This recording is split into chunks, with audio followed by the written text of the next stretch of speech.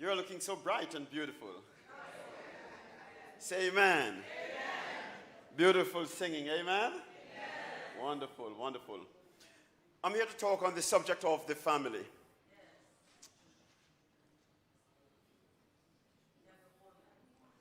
Okay. I'll stop at about 7 o'clock. Now, I look at you, especially, I look at such a mighty army of young people. And I love you with all my heart. I look at the adults as well, those who are married. And my hope for all of you is that you have the best life ever. And so first of all, I want to speak to the youngsters among us. Those who are not yet married, the youth, and all the singles who are contemplating marriage. And then I want to speak to those who are already married. Is that okay? Now, my young people, let me share with you today that apart from accepting Jesus, the most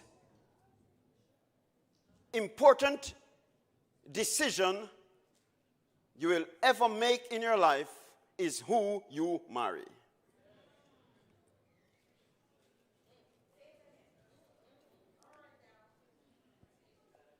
And think about this for a moment.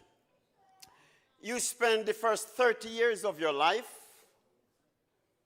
acquiring good education, amassing wealth. You try to keep yourself healthy. And then you, because of just not being prepared, you go and you marry the wrong person. And then you live the second half of your life in misery. Is it worth it?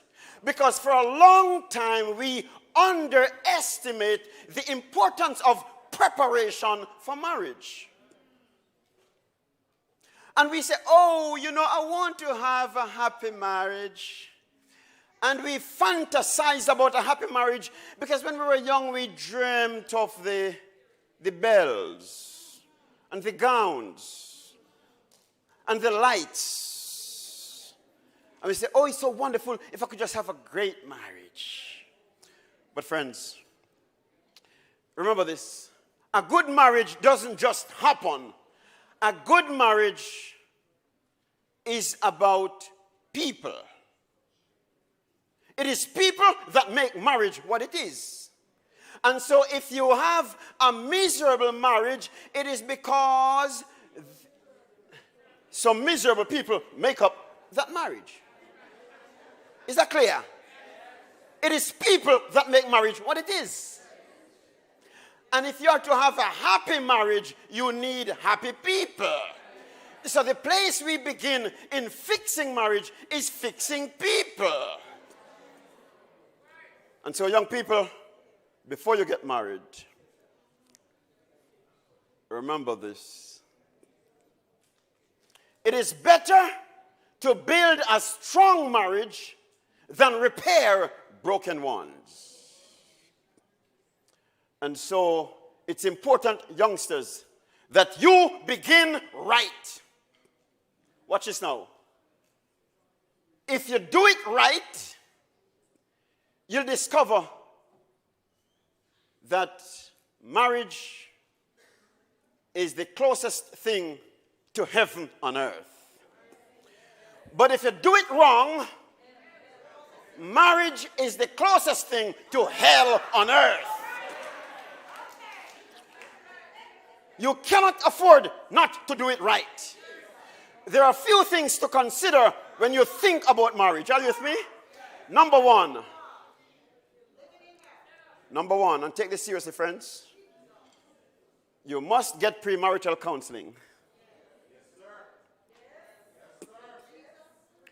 If you don't get premarital counseling, it's like a layman sitting in the cockpit of an aircraft, ready to taxi down the runway and over the Atlantic Ocean. No preparation. He's bound to crash. This is exactly what happened when you enter marriage without preparation. When you think about driving, don't you get driving lessons? But why is it people don't get marriage lessons before they marry? They don't take marriage seriously. It's number one. Number two. Okay, yes, count me down, please. 5 minutes. Can I say something more? The next thing to observe is this. Watch this now. The next thing to observe. Never marry outside the faith. In other words, don't be unequally yoked together with unbeliever. Watch this now. Hello. Did you know that there's hardly anything more painful in marriage than to marry somebody who does not believe as you believe? Ask those who have done it, and they will tell you rivers of tears, acres of heartaches, mountains of problems have been their experience. Do not try it. Amen.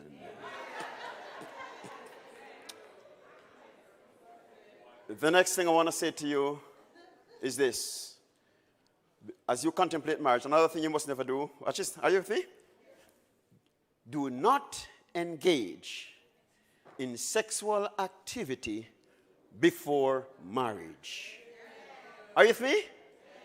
Can we talk tonight?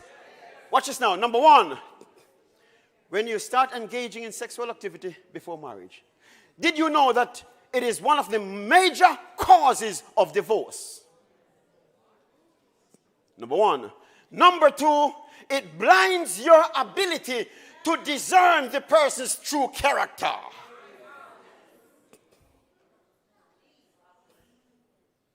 So God wants us to do it the right way. Is that clear? I have much to say, but let me just switch over to those who are married. Is that clear? We don't have much time. How many? Those who are married, are you in a mediocre marriage? Are you suffering in silence? You can do something about it. Get help. Amen. Get help. See the pastor, see somebody, but get help. Is that clear? Number two, improve your thinking and you improve your marriage. Change your mentality. Men and women alike, read some good books. Go to seminars. Take workshop. Do a mentorship program. Change your mentality and you change your marriage. Change your mentality and you change your life. Don't settle for a mediocre marriage. A man sometimes may be able to settle with it and live on for a while. A man may be able to accept a marriage that is a business arrangement of sort, but not a woman. A shallow, superficial relationship will drive a man's wife wild with frustration. So if you're married, watch this. Be nice to each other. Amen? Men, remember, a lady is deeply emotional, so massage her ego. Protect her heart. Treat her with tender loving care. And ladies, respect him. A man has a fragile ego. So whenever he comes and he's sharing with you his dreams and his aspirations, don't say, well, you can't do anything. What are you talking about? No, a man needs an encourager. So encourage him with your words. Respect him. Didn't Sarah call him Lord? Love him with your words. So when you come home in the evening, you stand by the side of the door and you say, honey, even if it's sweet nonsense, is that right? You must be tired today. Why do you say I'm tired? You must be tired, for you kept running in my mind all day.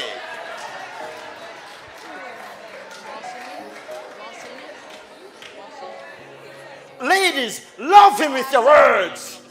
You call him on the phone and you say, you know, honey, today I was writing my dad a letter, but every word I put on the paper was your name. Love him with your words. Is that right? Respect each other. Remember this. Marriage, I want to close with this. A teaspoon of honey attracts more bees than a barrel of vinegar. Be sweet in your marriage. Massage their ego. Call them on the phone and say, I just call. Hang up the phone. Then you pick up the phone again and says, to say. Hang up the phone. You call again. I love you. She will beat you home. Amen. Love them with your words. God bless you as you have a